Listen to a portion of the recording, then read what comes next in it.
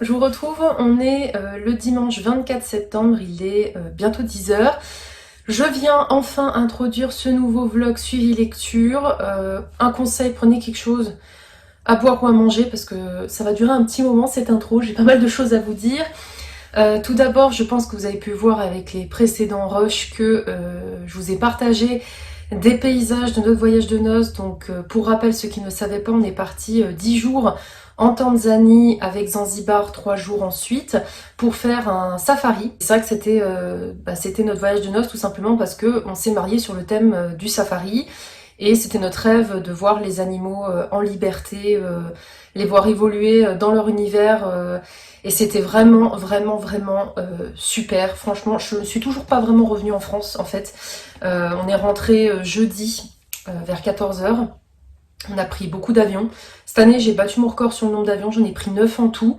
Alors que je n'aime pas prendre l'avion, donc je m'améliore. À l'aller, on a eu que 2 avions, mais au retour, on en avait 3. À chaque fois avec des escales de 2 heures, donc assez long. On était claqués pour rentrer. Je me suis quand même motivée à faire mon film du voyage, en fait, parce que j'aime bien filmer nos vacances. Et j'ai déjà commandé l'album photo souvenir et je me suis également fait imprimer en photo sur mon album photo des photos d'animaux que j'ai fait, que je trouve vraiment très belles, et une photo de nous deux pour décorer notre couloir. Donc voilà, j'ai vraiment fait le plein. C'était un voyage vraiment super. Ça a été dur de vous sélectionner certaines images dans les précédentes vidéos, tout simplement parce que j'avais envie de tout vous montrer, mais la vidéo était très longue et en fait vous auriez vu que des animaux et je vous aurais pas forcément parlé de livres. Donc voilà, j'ai fait un petit tri. Après, n'hésitez pas à aller regarder sur mon compte Instagram. J'ai fait des réels de chaque parc, de chaque journée dans les parcs en tout cas. Donc vous avez un petit aperçu peut-être de vidéos que vous n'avez pas vues là précédemment. Et également, j'ai mis des photos sur mon Instagram pour chaque jour passé là-bas. Donc n'hésitez pas à aller checker tout ça, c'est en barre d'infos. Concernant les souvenirs, j'en ai pas ramené des masses. J'en ai ramené à mes proches, mais j'en ai pas ramené des masses pour moi. Parce qu'en fait, les souvenirs là-bas coûtent très cher. Ils vivent beaucoup de ça.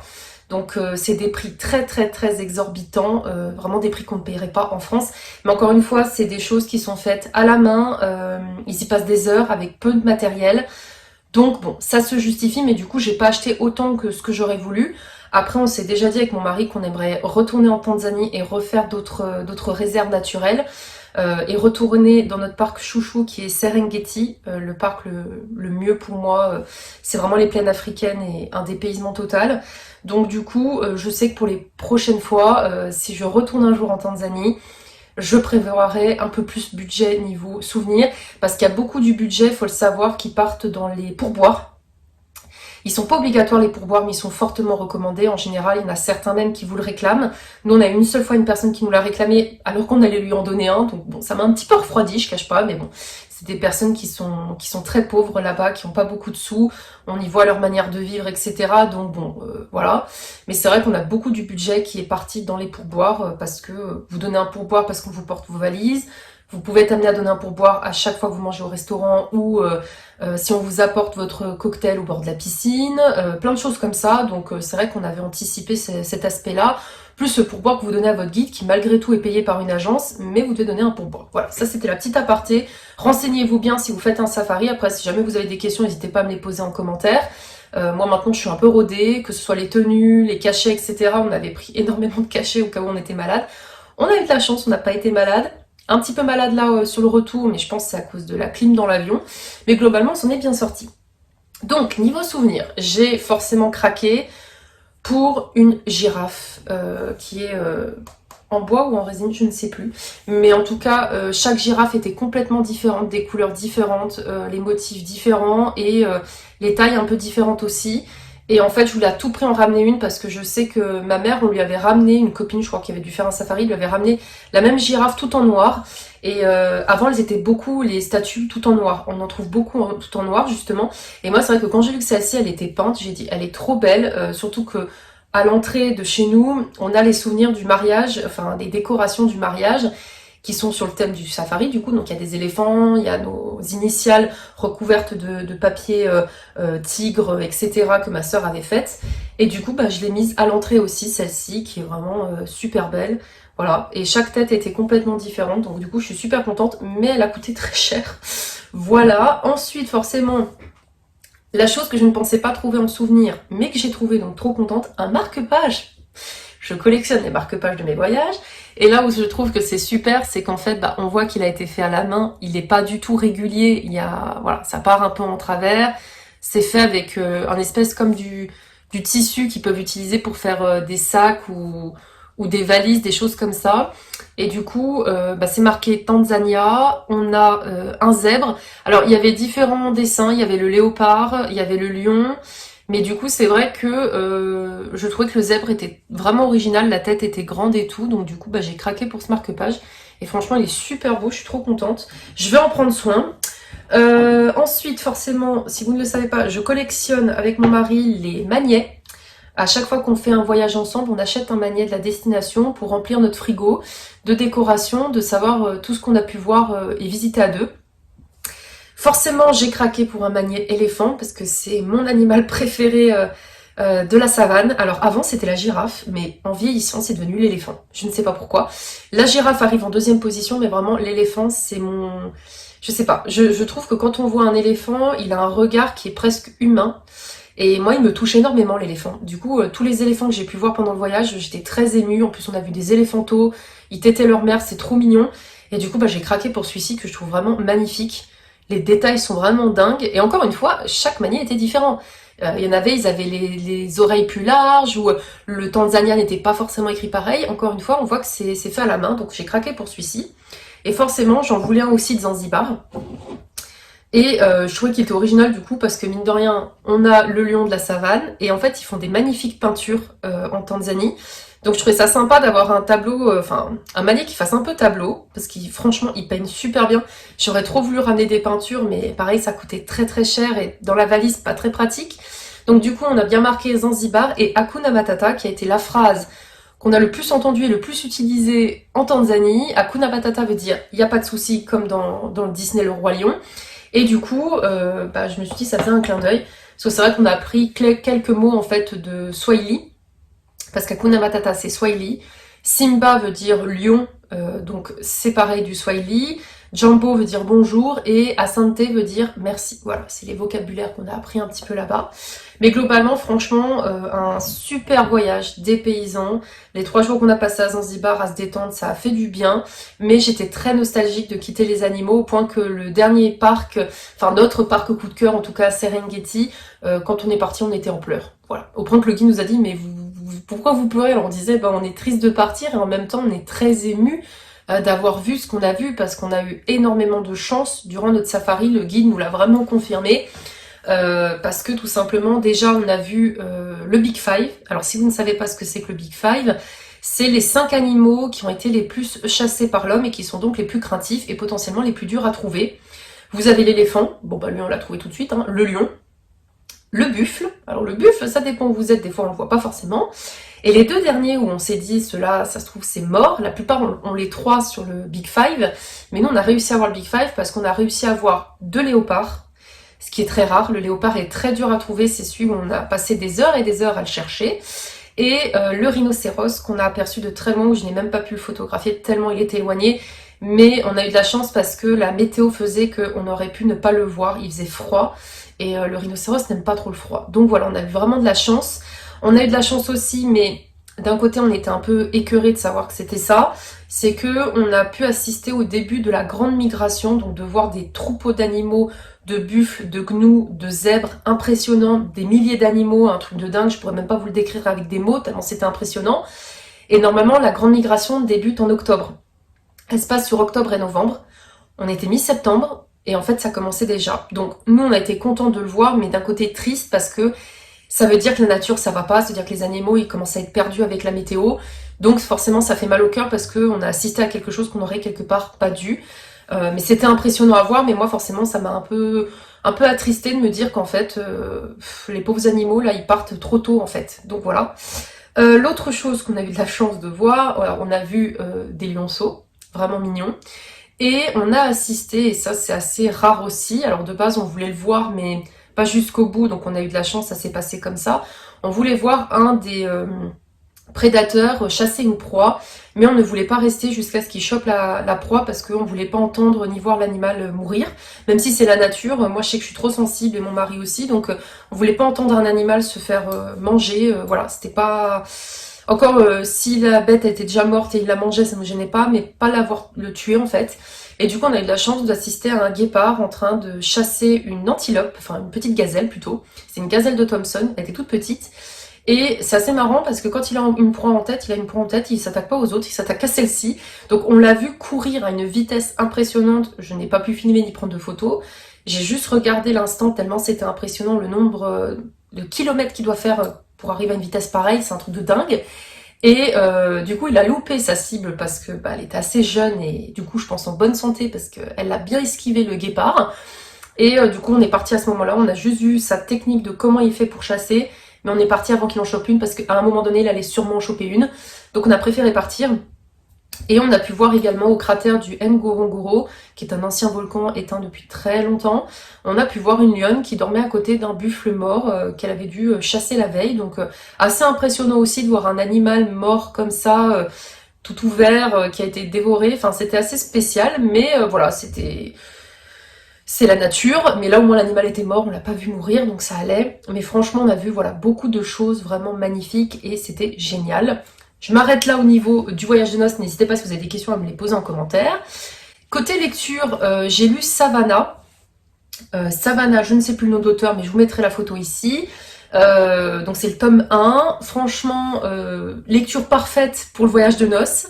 Tout simplement parce que ça se passe en Tanzanie, ça se passe dans une réserve qui s'appelle Savannah, et il parle notamment du parc Serengeti, il parle de Tarangire, il parle de beaucoup de choses qui correspondent à ce que j'ai vu ou vécu. Alors j'avais commencé ce livre juste avant de partir, j'étais arrivée à 30% de lecture, ça se lisait assez vite. Arrivée en Tanzanie, je n'ai pas du tout lu pendant le safari parce que clairement on se levait très tôt, on se couchait tôt, mais on était claqués le soir. Du coup, je l'ai lu à Zanzibar et je l'ai terminé là-bas. Donc en fait, on suit un personnage féminin, je ne sais même plus son prénom, ne me demandez pas, je ne me rappelle plus. Mais on suit un personnage féminin avec un personnage masculin. Je sais que le masculin il s'appelle Wilson, mais alors le nom de la fille, je ne me rappelle plus du tout. Je vous mettrai un petit par ici son prénom. Et en fait, cette fille, elle va partir en Tanzanie, donc elle est devenue vétérinaire spécialisée dans les animaux de la savane, et elle veut partir en Tanzanie parce qu'elle veut déjà exercer sa passion, soigner des animaux de la savane et non pas des chiens, des chats, etc. Et en même temps, double recherche, elle souhaite retrouver son père, puisque quand elle était petite, sa mère a quitté son père qui vivait tous en Tanzanie pour venir s'installer en France. Donc quand elle va arriver dans la réserve de Savannah en tant que vétérinaire, elle va rencontrer Wilson qui est donc le propriétaire de Savannah, qui est un peu froid, un peu distant, etc. Ils vont forcément se rapprocher, c'est une romance, donc jusque-là, tout est logique. Et on va voir qu'elle s'attache très rapidement à tous les autres personnages qui gravitent autour de cette histoire, les autres personnages secondaires, et en même temps les animaux. Donc, j'ai bien aimé cette histoire dans le sens où il y a des petits clins d'œil à ce que j'ai vu pour de vrai en Tanzanie et qui sont véridiques. Donc déjà, l'autrice s'est bien renseignée. L'histoire était plutôt sympa. Il y a juste un point négatif pour moi, c'est la romance. Elle est amenée comme un cheveu sous la soupe dans le sens où les personnages, même si la romance est lente, et ce qui est très bien parce qu'elle est assez réaliste, c'est la manière dont ils se draguent qui m'a vraiment dérangée. On assiste à un moment donné où les personnages se draguent alors qu'ils doivent mettre fin à la vie d'un éléphant.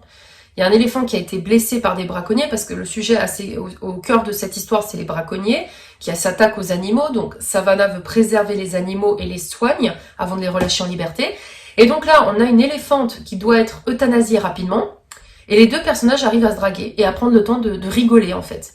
Alors la fille dit qu'elle est triste de devoir euthanasier un éléphant, que ça la brasse, mais elle est en train de rigoler 2 minutes avant avec le mec et qu'elle est en train de le draguer. Donc déjà là, je comprends pas comment on peut draguer ou rigoler pendant une scène pareille. Donc cette scène-là, j'ai levé les yeux au ciel fois 1000. Et la deuxième scène, on a une lionne qui est blessée fortement, qui risque de mourir. Et les deux personnages trouvent le bon moment pour se disputer sur une histoire personnelle. Donc ils se crêpent le chignon, et au point qu'il y a même un personnage secondaire qui vient et qui leur dit « Vous pourrez vous disputer après parce qu'en fait là il y a une lionne qui est en train de mourir. » Voilà, donc là déjà, je me suis dit « mais ils sont sérieux les deux personnages principaux, ils sont censés aimer les animaux, vouloir les soigner, et ils prennent du temps pour d'autres sujets alors qu'il y a des animaux qui ont besoin d'eux. » Donc Voilà, ces deux scènes-là, juste pas possible, juste pas crédible, juste j'avais envie de les claquer les deux, de les assommer leur tête contre tête. Donc c'est juste ça qui a fait que du coup ça a perdu un petit peu de points. Je lui ai mis la note de 3 sur 5 parce que j'ai bien aimé. Mais voilà, les scènes de romantisme ou de drague, pas du tout au bon moment. Et l'héroïne, en fait, ce qui m'a agacée, c'est qu'elle était tout le temps en train de se claquer un élastique sur la peau, soi-disant pour une thérapie. Et en fait, je trouvais ça un peu exagéré. Je sais pas. Je ne suis pas spécialiste, attention, en tout ce qui est psychologie ou quoi, ou accompagnement de l'être humain dans ses problèmes. Mais pour moi, ce n'était pas du tout crédible la manière dont c'était amené.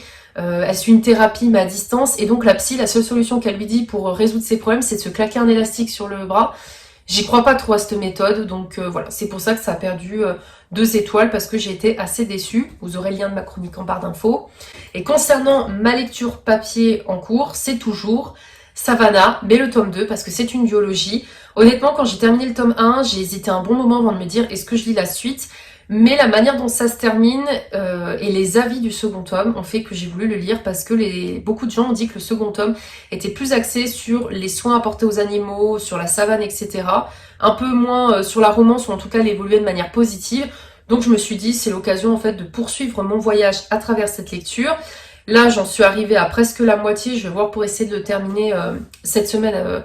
Vu que je vais rattaquer le travail, bon, je sais pas si j'arriverai à lire beaucoup parce que je suis en pleine paye, je reviens pas à la bonne période, mais je verrai pour le terminer assez rapidement, surtout que j'ai beaucoup de lectures prévues pour m'avancer dans les sagas, notamment chez De Saxus, parce qu'il y a plein de suites qui sortent là, prochainement, en octobre, donc il faudrait que je me bouge les fesses sur des romans, mais c'est de la fantasy, donc je vais retourner un peu dans de la fantasy, mais je reviendrai vous parler de cette histoire quand je l'aurai terminée. Je m'arrête là au niveau de cette intro qui a duré super longtemps, je suis désolée. Je reviendrai de toute façon vous parler de mes lectures quand j'aurai avancé. Hello, je vous retrouve, on est le jeudi 28 septembre.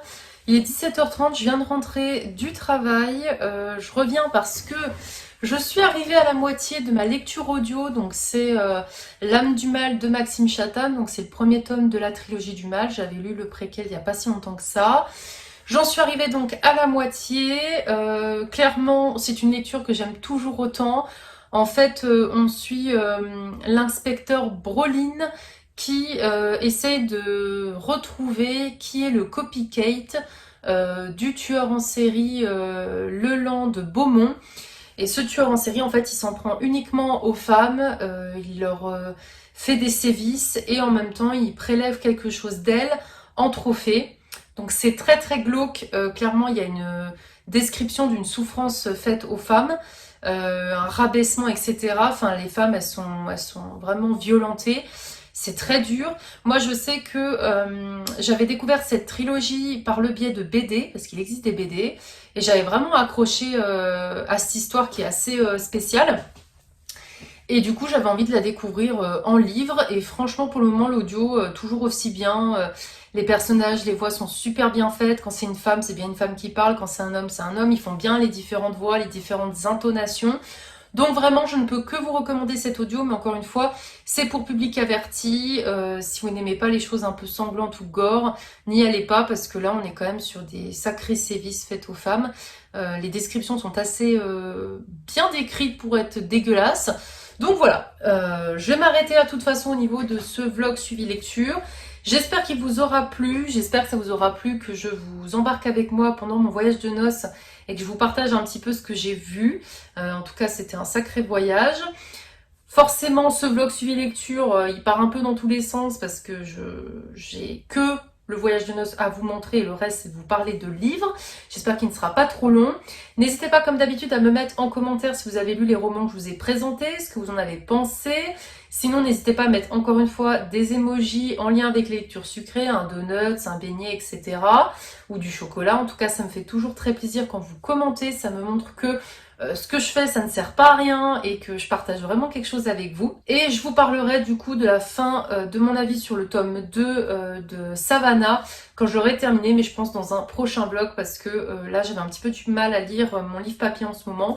J'étais assez fatiguée avec le travail, donc j'avais plutôt tendance à vouloir jouer à Disney Dreamlight plutôt que de lire. Donc voilà, vous aurez la suite dans le prochain suivi vlog lecture et je vous dis à très vite pour de prochaines vidéos. Salut!